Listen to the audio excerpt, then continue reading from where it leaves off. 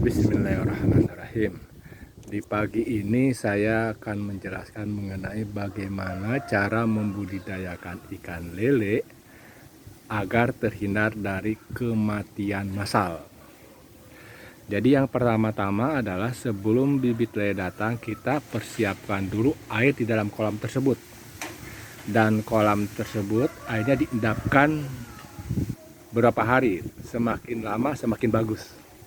Jadi jangan sampai airnya air baru tadi pagi lalu kita masukkan bibit lele, itu bisa membuat lele bermasalah gitu. Apalagi kalau lelenya baru datang dikasih air baru, lah itu lebih bermasalah lagi. Itu ya. Jadi pertama itu siapkan airnya, endapkan air ini untuk beberapa hari.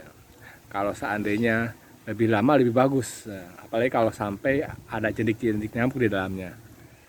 Nah, kedua adalah ambil lele dari pembibit yang kita percaya.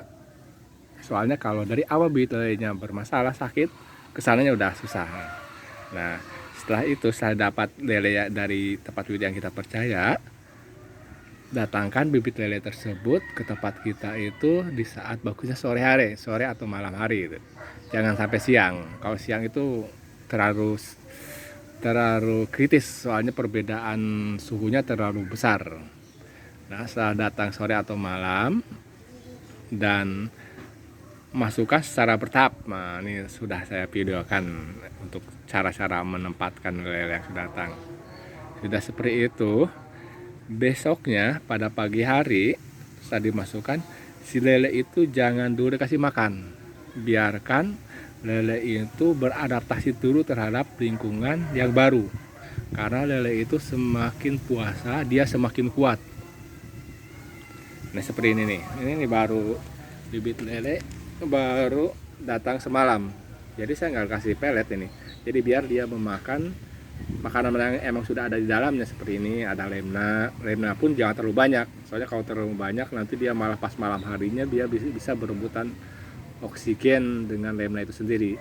Dia yang sekarang itu dia biarkan dia memakan jentik-jentik nyamuk, lemna atau apalah makanan alami. Mungkin sampai beberapa hari biarkan dia makan yang alami. Nah, setelah seperti itu, nah setelah lama baru kita kasih pelet sedikit demi sedikit, jangan langsung banyak, biarlah bertahap. Nggak usah sesuai dengan hitungan ideal, misalnya 3% selama sehari, nggak usah. Jadi itu yang penting kita itu biar hidup. Gimana caranya? Nah, kalau sudah bisa beradaptasi selama 2 minggu dan dia bisa hidup, bisa bertahan, berarti dia sudah bisa menyesuaikan diri dengan lingkungan kolam kita. Nah, kalau sudah bisa menyesuaikan, baru kita beri pakan sesuai dengan aturan yang ada gitu kan. Yang optimal itu kalau berdasarkan teori-teori yang ada itu adalah 3% dari berat total tuh, 3%. Jadi kalau seandainya ada 3 hari, ya pagi, siang, sore gitu. Itu sekitar 3%, 4% sebenarnya bisa aja. Cuma ya bagusnya di bawah 4% lah. Soalnya semakin kawannya kematian terjadi seringkali karena terlalu banyak kasih makan. Oke, terus selanjutnya setelah itu adalah kematian massal itu. Yang kedua itu akibat dari itu amoniak yang ada di dalam ikan itu sendiri, di dalam kotoran ikan. Sehingga sebaiknya yang saya lakukan di kolam Saira ini adalah setiap sebelum kasih makan kita turunkan airnya, jadi buang airnya di pembuangan kolam perumahan itu sebelum kasih makan. Nah, misalnya contohnya nih, di atasnya kan kolam, kita buang nih, lihat tuh kotor kan, seperti itu.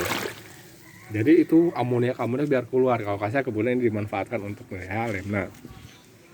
Nah, dan banyak lagi nih kalau contohnya, dan banyak lagi lah ya. Itu jadi sebelum dikasih makan, buang dulu kotorannya.